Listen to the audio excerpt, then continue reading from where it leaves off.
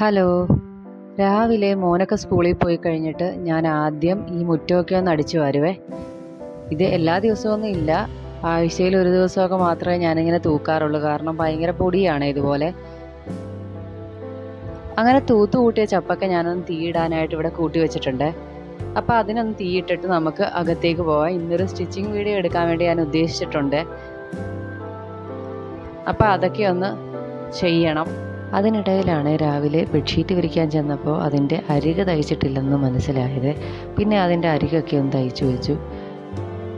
അപ്പോൾ അത് തയ്ക്കാൻ പോകുന്ന ആ രംഗമാണ് നിങ്ങളീ കാണാൻ പോകുന്നത്. അപ്പോൾ അതൊക്കെ ഒന്ന് അരികൊക്കെ ഒന്ന് തയ്ച്ചെടുത്തു. ഇനി നമുക്ക് അടുക്കളയിൽ കുറച്ച് ജോലി കൂടി ബാക്കിയുണ്ട്. ഇന്ന് നമുക്ക് കിട്ടിയിരിക്കുന്നത് ഈ ചാളമത്തിയാണ്. ഒരു മുള്ളുള്ള മത്തിയില്ലേ, അതിനെ എല്ലായിടവും ഒരേ പേരാണോ പറയുന്നതെന്ന് എനിക്കറിയത്തില്ല. ഇവിടെ വട്ടമത്തി എന്ന് പറയും. അപ്പം അത് ഞാൻ തേങ്ങ അരച്ച് വെക്കുവാണ്.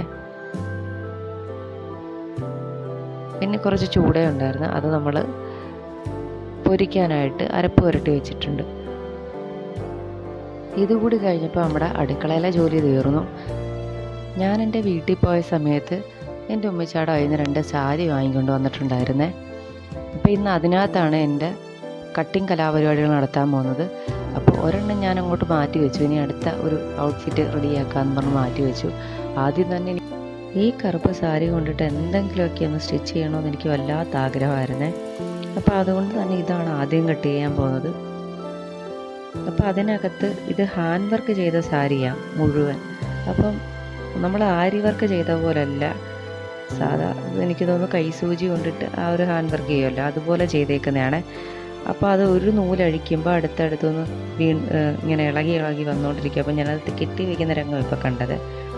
ഇനി നമുക്ക് ഇത് കട്ട് ചെയ്തെടുക്കണം. ഇച്ചിരി ടാസ്ക്കാണ്, കാരണം ഇതിൻ്റെ ഞാൻ പറഞ്ഞില്ല, അത് ഹാൻഡ് വർക്ക് സാരി ആയതുകൊണ്ട് തന്നെ ഇതിൻ്റെ ആ ഒരു ബീഡ്സൊക്കെ ഒരു സൈഡിൽ നിന്ന് അടിഞ്ഞു തുടങ്ങിയാൽ പിന്നെ ഒന്ന് ചറപറ അഴിഞ്ഞ് വീഴും. അപ്പോൾ അതെല്ലാം ശ്രദ്ധിച്ചിട്ട് വേണം വെട്ടിയെടുക്കാൻ. പിന്നെ ഇത് ഇച്ചിരി നല്ല തിക്കായുള്ള വർക്ക് കൂടെ ആയതുകൊണ്ട് തന്നെ ഇച്ചിരി അളവൊക്കെ എടുത്ത് വരച്ച് നമുക്ക് കട്ട് ചെയ്തെടുക്കാൻ ഇച്ചിരി പാടായിരുന്നു. കാരണം നല്ല ഒരു ജോർജറ്റിൻ്റെ മെറ്റീരിയൽ പോലത്തെ മെറ്റീരിയലായിരുന്നു ഇത്. അപ്പം നല്ല ഭംഗിയുണ്ട് കാണാൻ. ഈ കറുപ്പിനകത്ത് ഈ വർക്ക് വന്നപ്പോൾ നല്ല ഭംഗിയുണ്ട് കാണാൻ.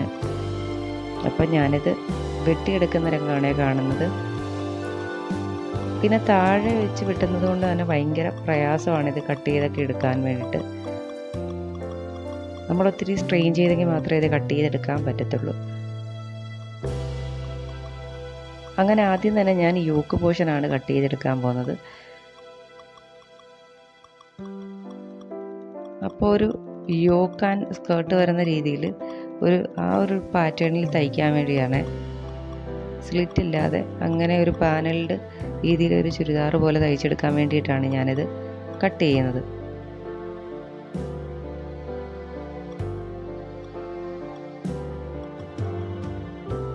ഇനി ഇത് തയ്ച്ച് തീരുന്നിടം വരെ നമുക്ക് വല്ലാത്തൊരാകാംക്ഷയാണ്.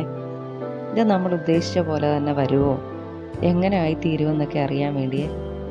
അതല്ലാന്നുണ്ടെങ്കിൽ നമ്മൾ ഈ സാരി വാങ്ങിയ ആളുണ്ടല്ലോ നമ്മളെ ശരിയാക്കും. നല്ല സാരിയൊക്കെ വെട്ടിമുറിച്ചിട്ട് അതുപോലൊന്നും വന്നില്ലെങ്കിൽ, നമ്മൾ ഉദ്ദേശിക്കുന്ന പോലെ വന്നില്ലെങ്കിൽ ഇനി ഈ സാരിക്ക് അങ്ങോട്ട് ചെല്ലാൻ പറ്റത്തില്ല.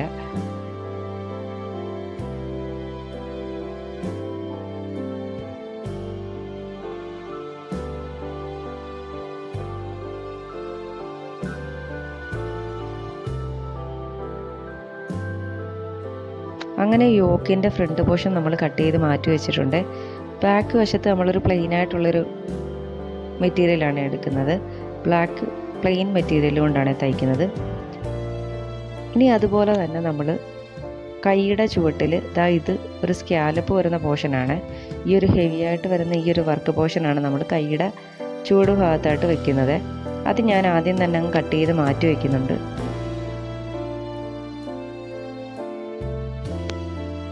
ഇനി നമ്മൾ കട്ട് ചെയ്യുന്നത് നമ്മുടെ ആ മുന്താണി ഭാഗമാണ്.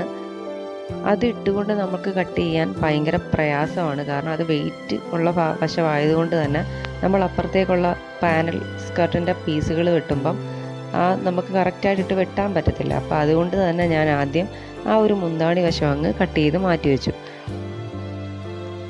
എന്നിട്ടാണ് ഓരോ പീസായിട്ടാണ് ഇതിൽ ഞാൻ പാനൽ വെട്ടിയെടുക്കുന്നത്. അതല്ലാന്നുണ്ടെങ്കിൽ നമുക്ക് ഡിസൈൻ പല രീതിയിലായതുകൊണ്ടും പല സ്ഥലത്തായതുകൊണ്ട് തന്നെ നമ്മൾ ഓരോ പീസായിട്ട് കട്ട് ചെയ്തെടുക്കാനേ പറ്റത്തുള്ളായിരുന്നു. അതുകൊണ്ട് തന്നെ ഇച്ചിരി പ്രയാസമായിരുന്നു ഇത് കട്ട് ചെയ്തെടുക്കാൻ വേണ്ടി. അപ്പോൾ ഒരു വിധത്തിൽ ഞാൻ താഴെ ഇരുന്നും കിടന്നും ഒക്കെ ആയിട്ട് ഇത് കട്ട് ചെയ്തെടുക്കുന്നുണ്ട്. അങ്ങനെ എല്ലാ പാനലും ഞാനിവിടെ കട്ട് ചെയ്ത് മാറ്റി വയ്ക്കുന്നുണ്ട്. ഫ്രണ്ട് പോർഷനിൽ 4 പാനലും ബാക്ക് പോർഷനിൽ 4 പാനലും വരത്തക്ക രീതിയിലാണ് ഏകദേശം ഞാൻ കട്ട് ചെയ്തെടുത്തത്.